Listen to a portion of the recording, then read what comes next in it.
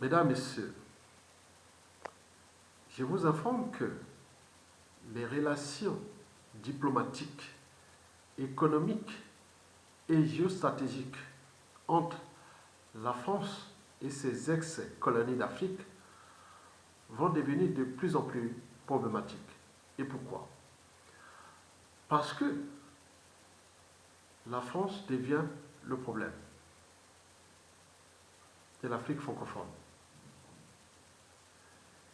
Cette Afrique francophone qui, depuis sa décolonisation, est l'auberge des 2 tiers des dictateurs du continent africain.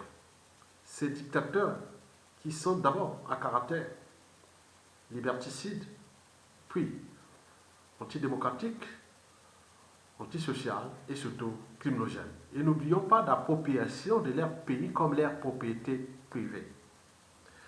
Bien entendu, il s'agit bien sûr d'un suicide collectif entre la France et ses ex-colonies. Comparé aux d'autres blocs linguistiques ou géostratégiques africains. Je parle notamment des blocs anglo-saxons, où il y a plus de dynamisme économique et d'alternance politique. Où, n'oublions pas, les blocs d'autres ex-pays colonisateurs de l'Afrique qui se sont tous affranchis de l'Afrique et ne reviennent pas là-bas pour s'ingérer ou suturer et organiser des hold-up électoraux. Et n'oublions pas les assassinats d'intellectuels, cadres civils, politiques et militaires. Et donc, je parle ici de l'Allemagne qui s'est affranchie de l'Afrique depuis la fin de la Première Guerre mondiale. Le Portugal, pareil, pendant sa décolonisation dans les années 70. La Grande-Bretagne, pareil, depuis sa décolonisation depuis les années 80. Et donc, il y a plus de dynamisme en Afrique anglophone et lusophone et compagnie qu'en Afrique francophone, qui est aujourd'hui un espace sans lendemain à construire, ni futur à édifier, sans espoir, où les monstres, comme le dictateur Denis Sassou Nguesso, règnent en maître, et pour combien de temps? Je vous informe qu'il s'agit bien sûr d'un suicide collectif, parce que la France n'est plus le gendarme d'Afrique. Et le rôle qu'on lui avait attribué à la fin de la Seconde Guerre mondiale est terminé. Il y a l'émergence d'autres puissances. Et que la France tient encore son rôle mondial artificiellement en tirant vers le bas l'Afrique francophone. Vous voyez qu'il y a une intense activité de renseignement et militaire français en Afrique francophone.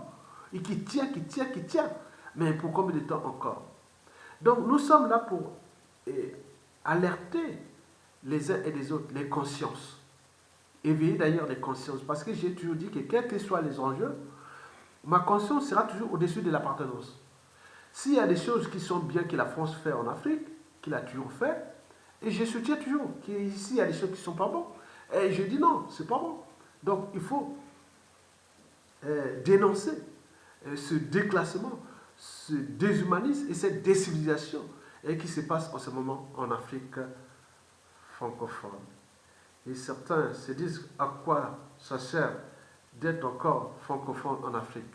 Et comme disait déjà Aimé Césaire, que le malheur de l'Afrique, c'est d'avoir rencontré la France. Bon, et si quelque part, il avait raison.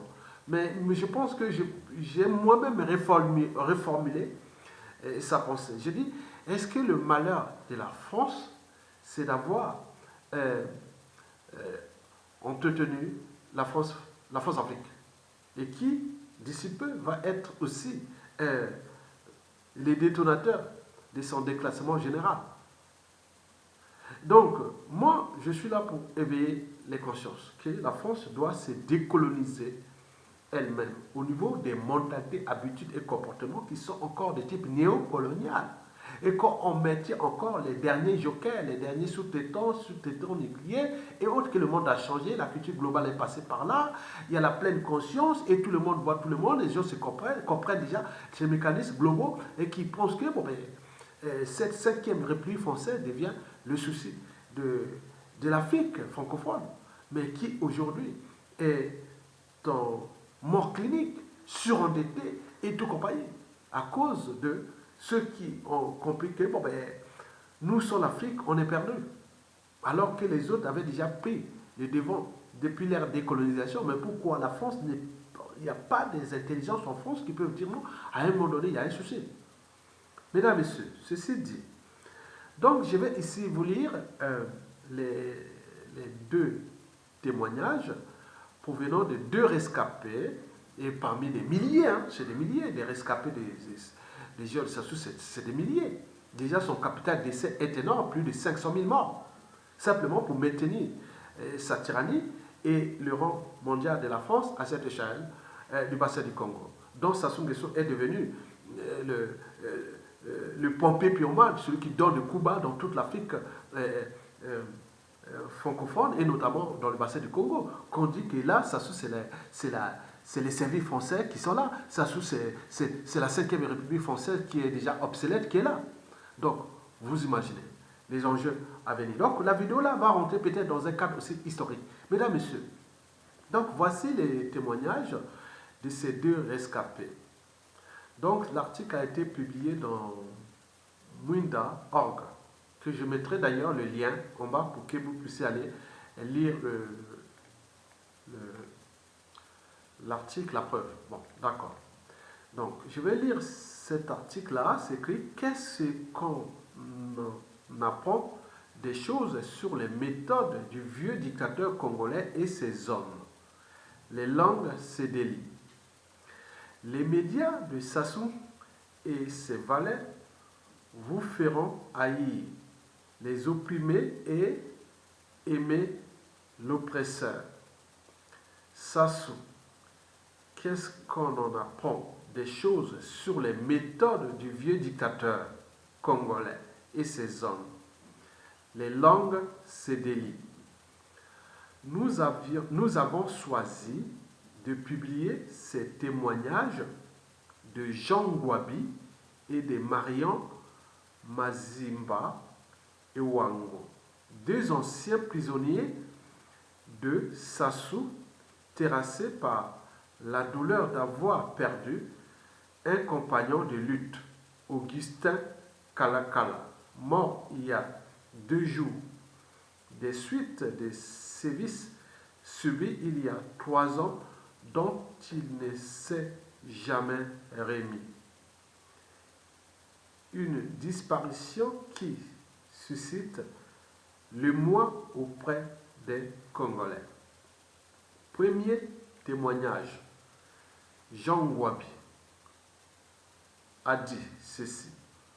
En apprenant la mort de mon frère Augustin Kalakala, je pense à cette journée du 26 mars 2016 où, torturé, battu comme un cafard, j'ai failli laisser ma peau.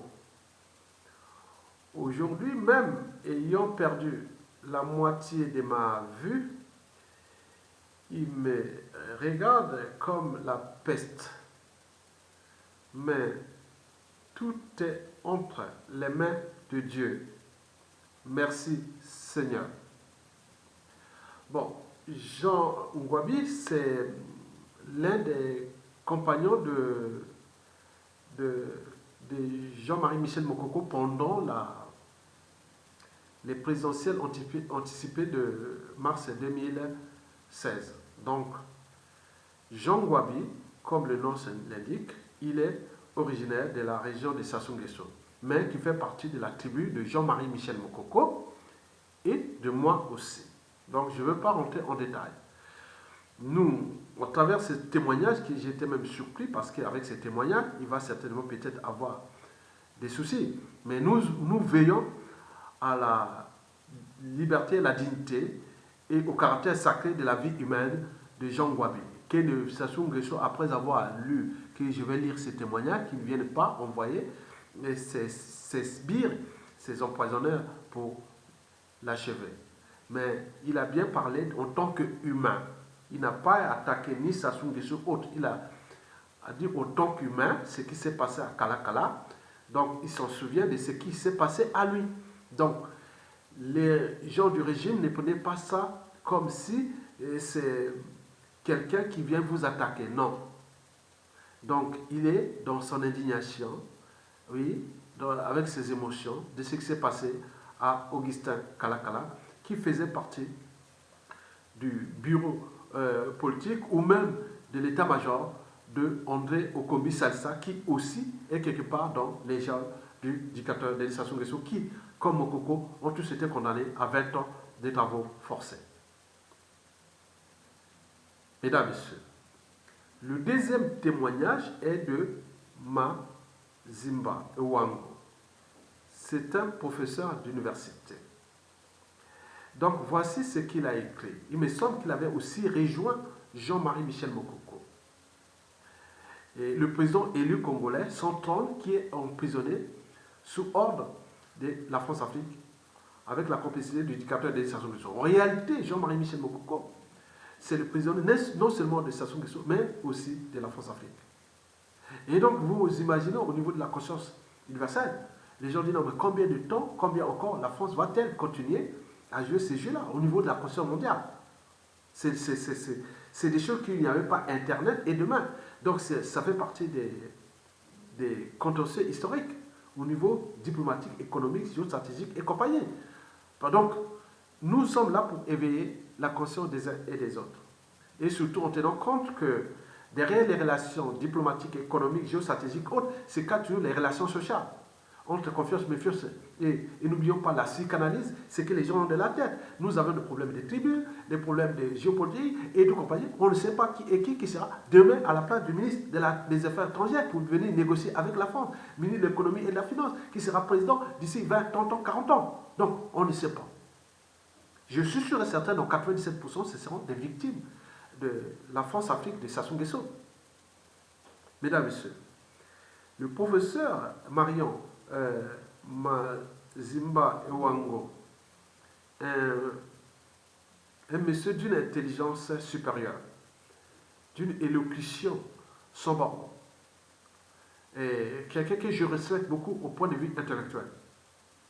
Beaucoup, beaucoup, beaucoup. Parce que moi, tout ce qui est connaissance, savoir, ah oui, là, il n'y a pas photo. Quelles que soient les divergences, on peut avoir des divergences politiques et tout compagnie, mais au niveau de l'intellectualité, du savoir et du savoir-faire, je suis comme hypnotisé. Oui, c'est quelqu'un d'intelligent. Mesdames et messieurs, Mazimba Ewango a écrit ceci. Sassou a terminé son œuvre. Repose en paix, valeureux compagnon. Donc il parle de Augustin Kalakala qui vient de mourir. Il vient d'être assassiné. Sassou a terminé son œuvre. Repose en paix, valeureux compagnon. Ils ne vont pas nier leurs responsabilités. Nous tenons tous des séquelles de leur maltraitance. Des comptes leur seront réclamés. Qu'on ne vienne pas me parler de bon Dieu pour réclamer leur pardon. Ces criminels sont conscients de ce qu'ils font.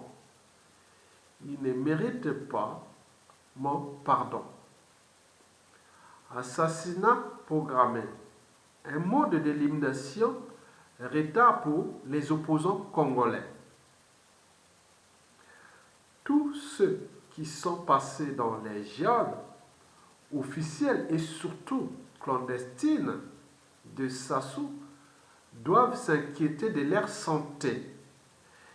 Il est de coutume chez cet assassin de programmer la mort de ses ennemis par poison lent ou bien par des séances de torture ayant pour objet d'altérer des organes vitaux des prisonniers.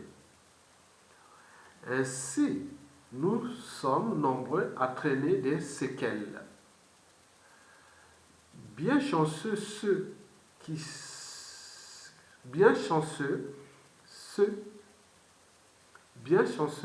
sont ceux qui réussissent à sortir du pays et qui sont pris en charge dans des structures sérieuses qui découvrent très vite les dégâts causés à leur corps.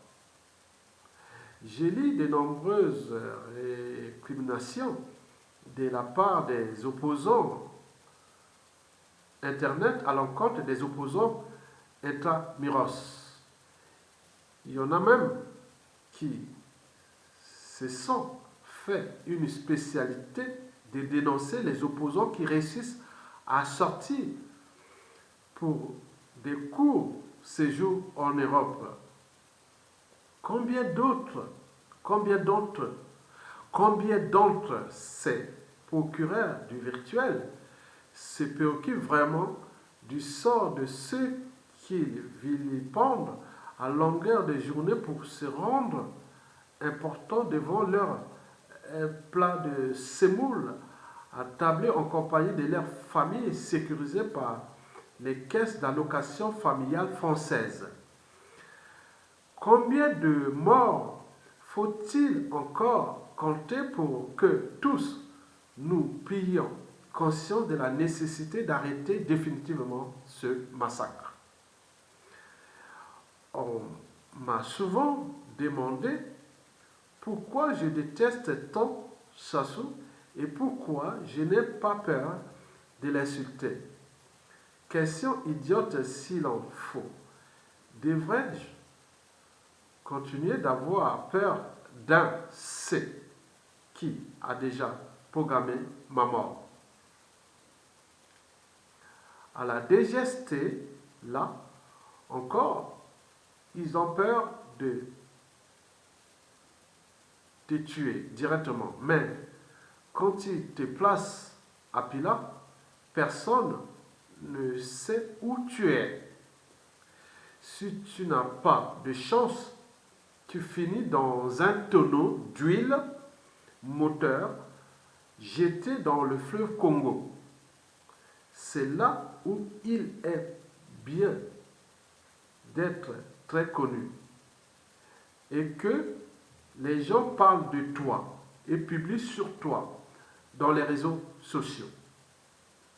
L'assassin n'aime pas le bruit. Donc, vous avez compris. Mais par contre, moi, je voulais simplement dire que notre situation est dramatique. Et donc, pour le professeur Marion Wango, bon, il faut savoir que nous sommes en état d'éveil mutuellement. On est dans le climat de méfiance et de méfiance. Donc, il ne faut pas aussi aller dans la contradiction quand les gens éveillent les uns et les autres. Parce que la plupart des gens qui subissent aujourd'hui les régimes, il faut dire, 2 tiers l'ont accompagné. Et aujourd'hui, sont devenus leurs victimes parce que certains sont tirés comme des rats, d'autres traumatisés, certains sont emprisonnés. N'oublions pas ceux qui ont été assassinés, ceux qui sont en exil. Mais en réalité, il y a une responsabilité. Et donc, les gens qui font, ils ne jouent pas les amalgames parce que nous sommes individuellement et collectivement en danger. Puisqu'on a laissé les moyens de l'État à un individu et qui il ne fait qu'à sa tête. Et après lui, combien d'autres victimes? C'est ça. Donc, ce n'est pas tous les gens des allocations familiales qu'on parle. Moi, je l'ai touché et demandé pour ceux qui ont des régions, hein, mes enfants et tout, moi, je n'ai jamais touché des allocations familiales en France. Je n'ai vu pas des allocations familiales en France. Jamais. Demandez tout, on cherchera. La France, il n'y a pas de problème. Donc, pour les autres, je ne sais pas. Bon, mais nous sommes là pour réveiller parce que dans un climat de méfiance et de défiance, parfois, il arrive des situations où nous n'avions pas su s'entendre comme un seul bloc, déjà en 2015, passons par 2016 et aujourd'hui, on est dispersé. L'art de diviser pour régner. Donc, c'est Christ Sassou Nguesso a utilisé ce moyen pour nous diviser. Puisque nous sommes des êtres quelque part plus ou moins intelligents, plus structurés, moins organisés. Et donc, on se retrouve dans des situations et que nous connaissons. Nous connaissons qu'il y a des puissants réseaux francs-maçonniques. Nous savions qu'il y a tellement de réseaux de privilèges, des intérêts, la géopolitique, la géostratégie, les tribalistes, les innocentristes. On a utilisé ça. Les gens qui ne pensent qu'à leurs ambitions personnelles, leurs intérêts particuliers, autres. Donc, dans cette confusion, donc quand on se retrouve dans les situations, et on est en danger. Monsieur le professeur, je vous l'ai dit, et vous le saviez, c'est une histoire personnelle. J'ai vécu des années en France. Je n'ai jamais eu des menaces de mort qu'on vient m'attaquer pour me buter. Ça s'est passé l'année dernière. Donc tout le monde est en danger. Donc j'ai des procès avec les gros bonnets des anciens des renseignements intérieurs français pour un article que j'ai publié avec, qui était relais de Bienvenue Mabile Mono, que j'ai publié dans mon blog. Cet article venait déjà des Nouvelles Obs et aussi de Mediapart. Maintenant là, ces anciens patrons des services secrets français, intérieurs français, m'attaquent en justice. Le procès était d'abord dans le cadre pénal, maintenant il s'est transformé en cadre correctionnel. Et donc vous connaissez ça. Donc tout le monde est en danger. Donc dans les climats de méfiance, nous on n'a jamais été avec, je n'ai jamais été avec ni avec Lissouba, ni avec Sassou, mais vous étiez là dans ce régime. Mais si pourquoi vous ne prenez plus votre responsabilité et vous devenez que des victimes? Donc il y a une victimisation et qui est quelque part abusive. Donc, mais nous, comme nous aimons la vie, nous aimons les sacrés, et nous, on veut défendre notre pays, donc on s'est tout pris dans la nasse entre le régime et aussi vous, ce système, tout le monde, on ne sait pas. Oui. Donc, qu'est-ce qui nous a manqué ensemble depuis 2015 à nos jours? Pourquoi on est là, au moment où les pays ont été sans français? Donc, ceux qui ne veulent pas prendre les responsabilités, ils restent que pour la victimisation, est venu insulter les gens sur les médias et réseaux sociaux, que les médias sociaux, mais s'il n'y avait pas de médias sociaux, le combat contre la dictature, ça n'aurait pas aussi peur que ça. Donc les médias sociaux, c'est l'outil qui va même faire tomber Sassou Nguesso, puisque tout se sait. Les informations arrivent de l'homme. Donc envoyez-nous les informations. Vous avez des canaux, dites-nous les informations, et que nous puissions relayer ces informations, sachant que individuellement et collectivement, nous sommes en danger tant que Sassou Nguesso sera là. Mais lui n'a pas ce monopole-là. Puisque je vous l'ai dit que dans 97% des cas, je l'ai répété, et que nous sommes dans une bombe à retardement, dans un volcan explosif, dans une bombe nucléaire qui va certainement exploser à tout instant. Et donc, et pourquoi? Parce qu'il y a eu trop de vies brisées, il y a eu trop d'humiliation, il y a eu trop de traumatisme, il y a des haines, il y a des rancunes, il y a des règlements de comptes non traités, il y a des contentieux historiques en dormance. Donc, dans la mesure où chacun essaie un peu de sauver sa peau, alors qu'ils ont été surtout avec le régime, et donc les autres qui étaient innocents de ça, ils se retrouvent là, parce qu'on vient là, on nous a chargés ici. Et quand on essaie un peu d'arranger tout le monde, nous sommes à la synthèse. Et dire aussi à Sassou Nguesso, attention au danger, parce que vous n'avez pas le monopole de ça. Et pourquoi? Et c'est ce que je vais vous laisser avec cette vidéo, et que vous allez certainement entendre. Ça va durer au moins 2 ou 3 minutes. Je vais vous laisser ça pour éveiller la conscience déjà de Sassou et de Nguesso.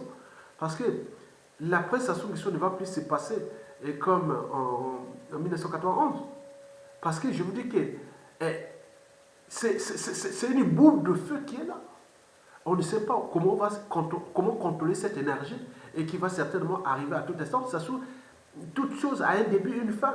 Il est à bout de souffle, au bout de rouleau. Les haines sont là. Même ceux qui étaient avec lui, qui ont été en complicité avec lui, et ceux qui ont trahi le peuple avec lui, et ceux qui ont fait, ils se retournent maintenant, ils verraient vers les innocents qu'on ensemble, et voilà, ne dites pas ça, et vous insultez. Non, non, non, c'est pas ça. C'est une question de survie. Tout le monde est en situation de survie. Parce que le régime là, monsieur le professeur, vous connaissez quand vous avez les moyens colossaux de l'État, vous savez que ce que vous pouvez faire. Vous pouvez faire plein de choses. À partir d'un bureau, il suffit de créer et donner un ordre, et c'est bon. Service secret, vous connaissez. Ministère de la Justice, vous connaissez. L'Intérieur, vous connaissez. Les comptes publics, la diplomatie, les administrations, les missions diplomatiques et tout, vous connaissez. Quand vous avez maintenant ça. Donc c'est ça qu'ils ont peur de perdre ça. Mais pourquoi vous, à travers vos réseaux, mettez tous les moyens? Vous avez aussi, on parle des réseaux formationniques. Vous êtes l'un des plus gradés de la franc-maçonnerie au Congo, avec des Sassou et tout ça. Mais pourquoi vous n'activez pas ces réseaux? À quoi ça sert ces réseaux, en fait? Donc, vous ne venez pas jouer à la victimisation, monsieur le professeur, que je vous respecte d'ailleurs. Donc, nous parlons à tout le monde parce que tout le monde est en danger. Parce que nous, ici, on a envie, on a fait des enfants ici, bon, ils sont dans les bonnes conditions et tout.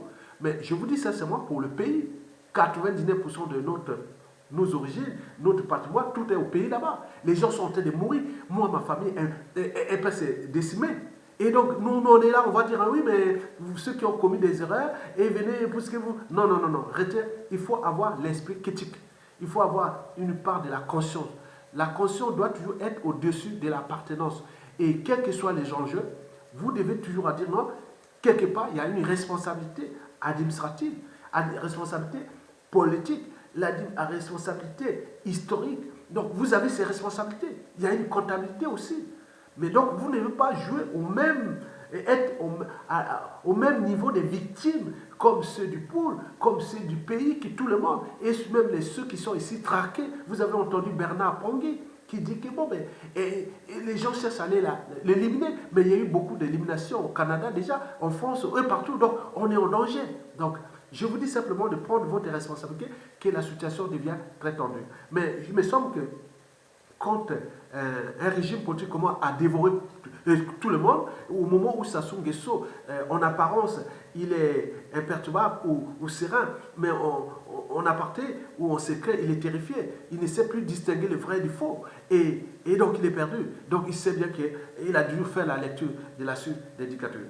Donc, je vais vous laisser avec cette information qui va certainement éveiller la conscience des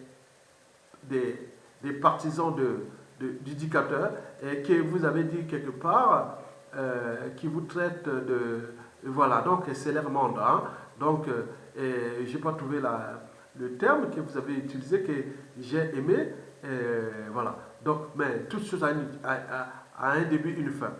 Et vous étiez du bon côté au moment de cette élection et que vous avez résisté, vous avez continué.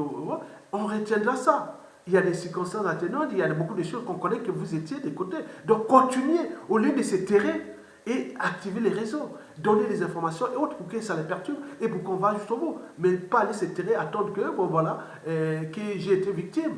Mais on sera toujours des victimes. Et tant qu'ils vont programmer les assassinats des uns et des autres, et on va se retrouver avec un pays qui n'aura plus personne et que ça sera un monde où tout le monde n'aura plus confiance en personne. Et c'est ça les dangers. Donc, je n'ai pas trouvé cette phrase-là, qui est la dernière, et que vous avez donnée, et qui m'a fait plaisir. Mais courage à vous. Mais il me semble que j'ai des informations que vous êtes à l'étranger, et pas loin d'ici. Bon, très bien. Et bon courage à vous, et merci. L'épuration, elle est nécessaire d'abord parce qu'il y a un impératif de justice. Il est absolument intolérable, il est absolument insoutenable d'imaginer que le policier qui vous a torturé, que le magistrat qui a envoyé votre mari ou votre père à la mort puisse se promener tout à fait paisiblement dans les rues de la ville comme si rien ne s'était passé.